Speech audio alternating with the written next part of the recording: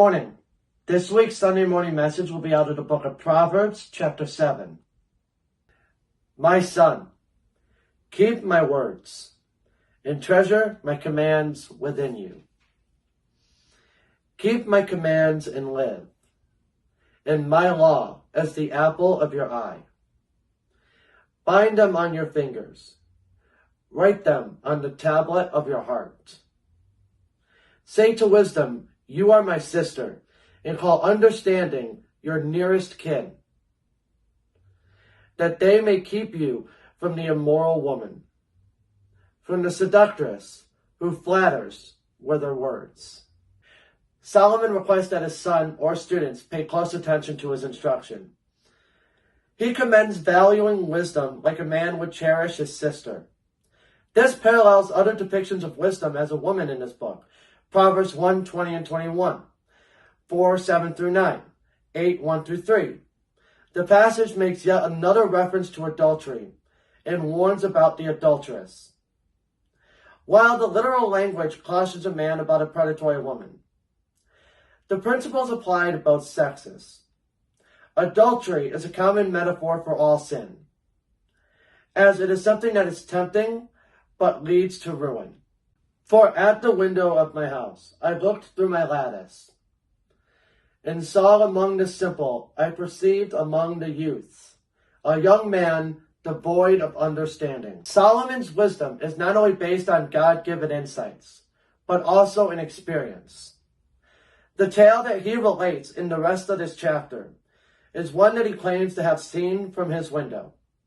Most likely, this is a summation of events of which he has observed during his lifetime. Those who lack sense are more likely to be led astray. Likewise, those who fall into temptation do so because they make unwise decisions. Passing along the street near her corner, and he took the path to her house, in the twilight, in the evening, in the black and dark night. And there a woman met him, with the attire of a harlot and a crafty heart.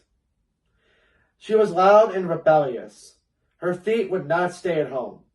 At times she was outside, at times in the open square, lurking at every corner. So she caught him and kissed him. With an impudent face, she said to him, I have peace offerings with me. Today I have paid my vows.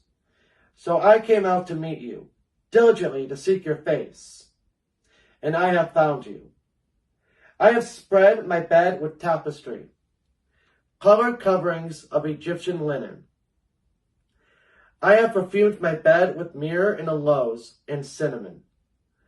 Come, let us take our fill of love until morning. Let us delight ourselves with love. For my husband is not at home. He has gone on a long journey.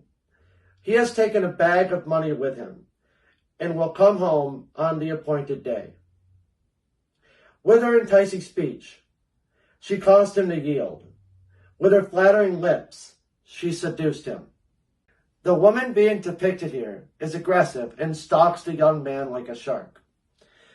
She applies seductive clothing, surprise, flattery, and the promise of consequence-free relations. Using deliberate tactics, she wins the young man over and convinces him to engage in sin.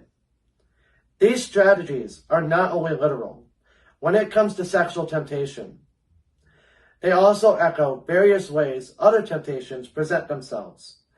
Being warned of such dangers helps us to recognize and avoid them.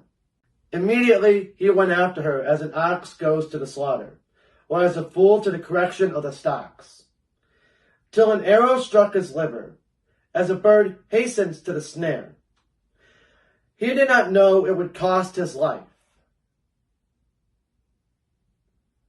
Now therefore, listen to me, my children. Pay attention to the words of my mouth.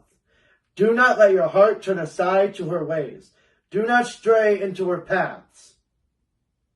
For she has cast down, many wounded, and all who were slain by her were strong men. Her house is the way to hell, descending to the chambers of death. By succumbing to the adulteress's tricks, the reckless youth falls into a trap, like livestock being led to slaughter, or a wild animal being snared by a hunter. Solomon warns his son, and by extension, all men and women. Yielding to evil's temptation leads inevitably to death. Thank you for watching. Next week we will be continuing with Proverbs chapter 8. God bless.